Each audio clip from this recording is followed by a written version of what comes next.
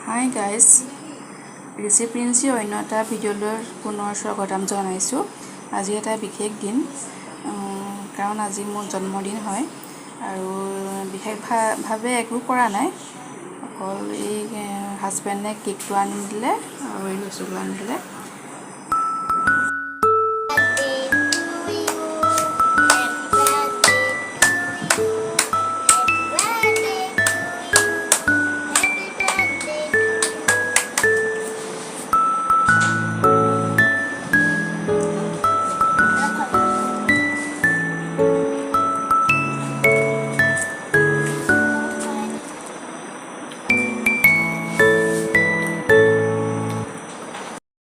বিশেষ একো কৰা নাই, হাজবেণ্ডে কেক এটা আনিছে আৰু মিঠাই কেইটামান আনিছে।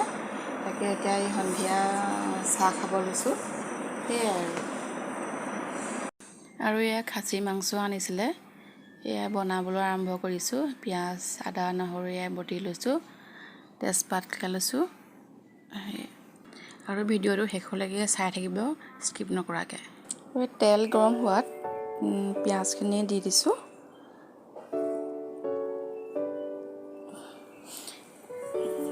পিঁয়াজখিনি গোটেইখিনি দি তেজপাত দুখিলাও দি দিছোঁ আৰু এয়া অলপ নিমখ দি দিলোঁ পিঁয়াজখিনি সোনকালে গলিবলৈ।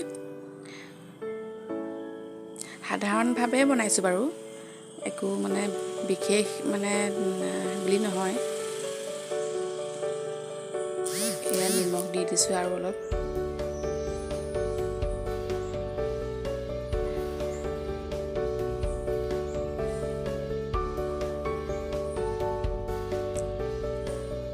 এয়া আদা নহৰু পেষ্ট দিছোঁ।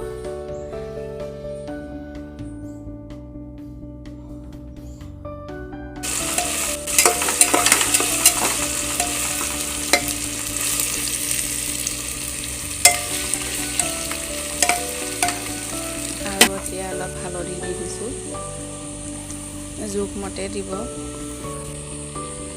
আৰু এয়া মই গোটা জিৰা ধনিয়া পিচি থওঁ, তাৰ অলপ দি দিছোঁ। পেকেটটো খোৱাতকৈ এনেকৈ গোটা মছলাটো পিচি খালে ভাল আৰু টেষ্টটো এটা বেলেগ হয়।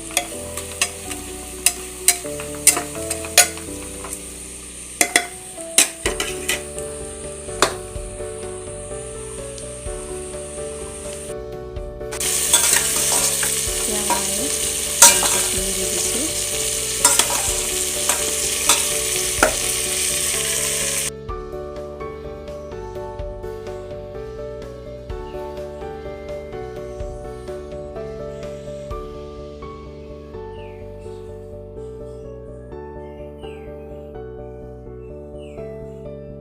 মাংসখিনি দি মই ভালদৰে লৰাই লৈছোঁ আৰু মই পিঁয়াজ আদা নহৰুখিনি কাঢ়াকৈ অলপ ভাজোঁ।